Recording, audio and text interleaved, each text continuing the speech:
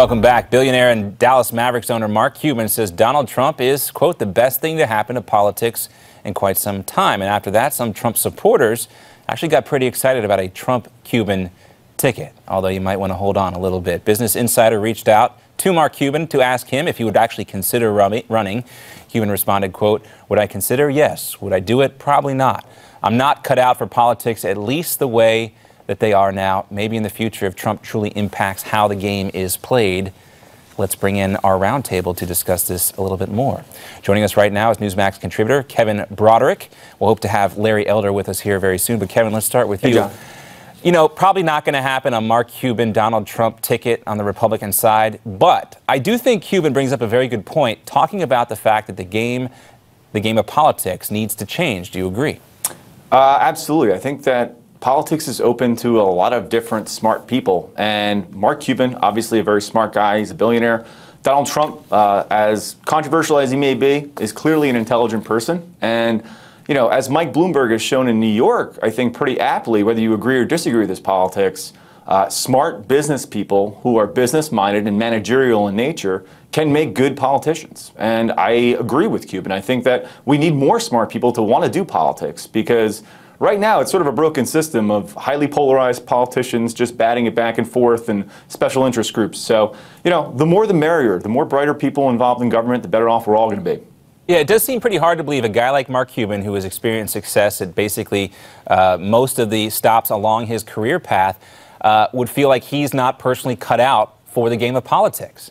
I think, you know what it is? A guy like Mark Cuban, though, he literally leads a dream life, right? I mean, the guy's a billionaire, he's a playboy, owns a professional basketball team, is on a highly rated cable TV show, Shark Tank, where he gets to be himself, right? And the idea that he would have to put himself in a box and play a vice presidential candidate or have to deal with Washington politics and grinding away, where he leads a life basically where he says, what do I want to do today and how do I want to change the world today with my business ventures? And so he has the ultimate freedom, right? Yeah. Becoming vice president doesn't give you that freedom. Well, it would be a little hard, I guess, to give up that type of freedom. We hear Barack Obama often lamenting about the times he used to be able to go get coffee without anybody noticing. Those days are over for him. Yeah, absolutely. Mark Cuban probably can't go to Starbucks either without getting noticed.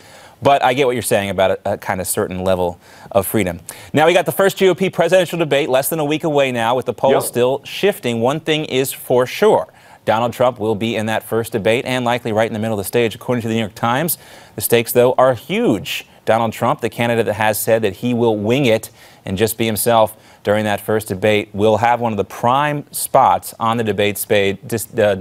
But Kevin, Fox News, if you've been paying attention, has kind of been dismissive of the Trump presidency. Rupert Murdoch himself has even tweeted that Trump was wrong about immigration. But do you think Trump in this debate, because of what's going on, maybe some folks at Fox don't want him in the race, does Trump get outfoxed, or does he come out on top after next week's debate? Well, you know, it's interesting. Trump has a big challenge ahead of him. In this debate, he's going to really need to work on his unfavorable numbers. So he's got 25% of the primary electorate, which is very impressive in a field of 16 candidates. So he needs to build a little bit of trust, and he does that with building some nice, cognizant talking points that have substance. So you can't just go out there and attack and throw bombs. He needs to show that he's a substantive candidate that has ideas on how to make the country better again. An optimistic message on how to create jobs, on how to simplify the tax code, on how to create energy independence within the United States. Do the things that Republican primary voters want to hear, lowers unfavorable vote ratings, which will, you know,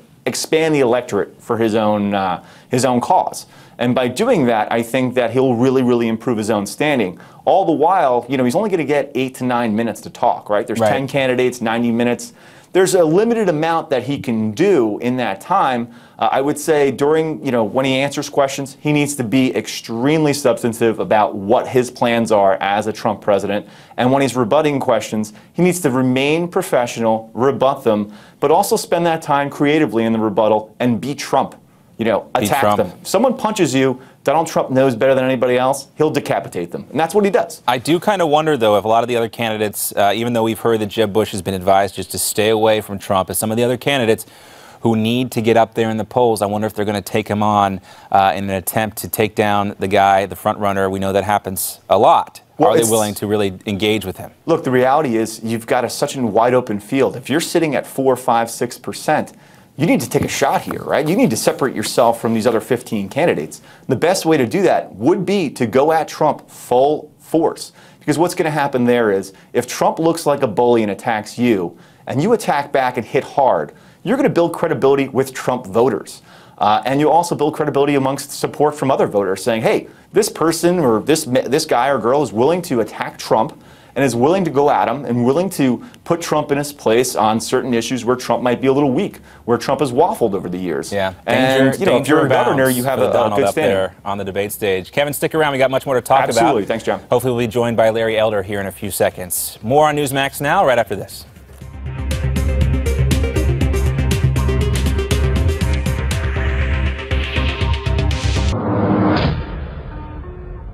Secretary Clinton continues to maintain that she never had classified emails. Now, let's not be fooled here. Secretary Clinton is a former senator, a former Secretary of State. She knows exactly how classifying material works. Does she? That was John Boehner earlier this week. Today we learned that up to 5 U.S. intelligence agencies sent classified emails to then Secretary of State Hillary Clinton's private email address. Clinton now faces a broadening inquiry into whether she and her aides mishandled classified information when she used a private email server to conduct official business at the State Department. Back for part 2 of our roundtable, Newsmax contributor Kevin Broderick and Larry Elder is joining us now as well. Larry, it's great to see you. Now, the big news today was that more Hillary Clinton emails were released, but we also learned during the last release, or the one back in May, there appears to be some emails that show up to 5 security agencies sending her classified documents. Larry, it's getting much harder for Hillary Clinton just to deny all of this away, is it not?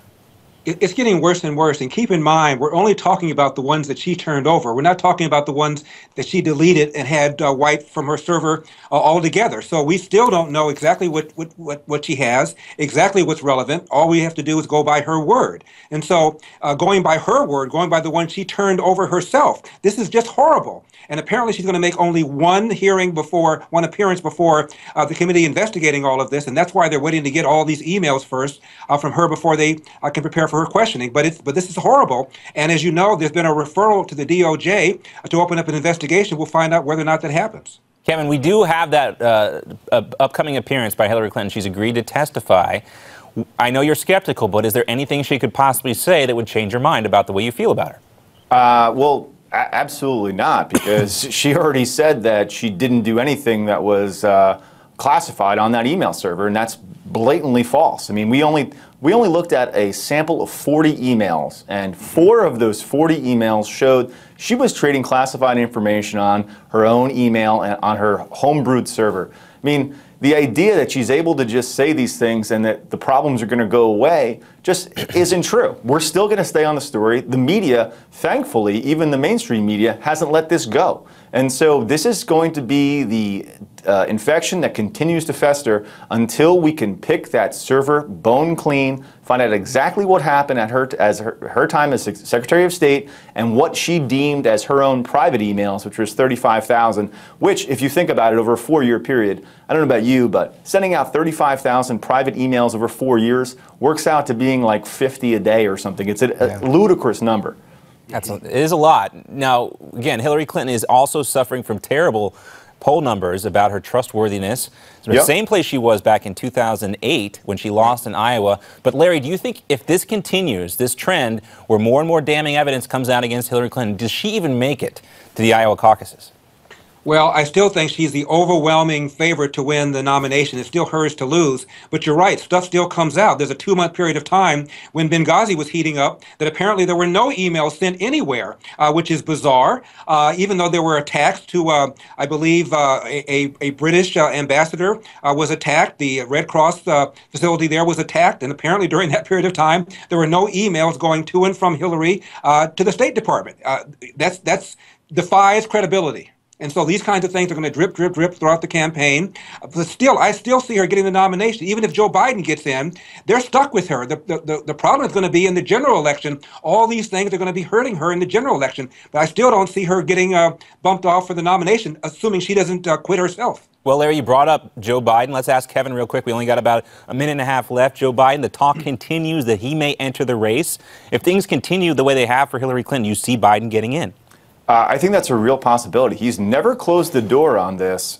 His son, who rest in peace, was pushing for him to get into the race, thinks that he would be a great president. A lot of people on the Democratic side want to see Joe Biden in this race, especially now. I mean, look, the reality is, in this Democratic primary, Hillary Clinton is the aircraft carrier, and she's running against a few dinghies. Granted, she's an aircraft carrier that's taking on a lot of water right now.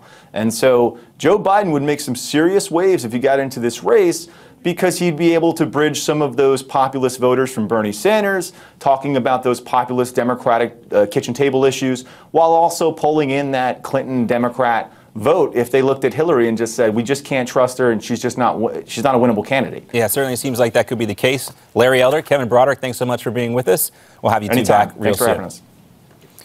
Yeah, some real concerns there for the Clinton campaign. You'd have to think that if Joe Biden did get in the race, there are a lot of Democrats out there who just want something other than Hillary Clinton. And those folks maybe are going to those Bernie Sanders campaign events, the huge crowd you're seeing. I think a lot of those folks who are going for Bernie Sanders might just show up at some of Joe Biden's perhaps future campaign events. Of course, we've heard from our panelists. Now we want to hear from you. We want to know who your choice is for the 2016 GOP nomination. You can go to newsmaxpolls.com, and weigh in. And we come right back. It's science. It's Friday. It's Sci Friday. Well, we're not talking about this drone, but Facebook has a new drone out. What's it going to do? And first, the outrage continues over Cecil the Lion and Planned Parenthood. Who deserves more attention? Stephanie Barkley from the Beckett Fund for Religious Liberty joins us right after this. Don't go away.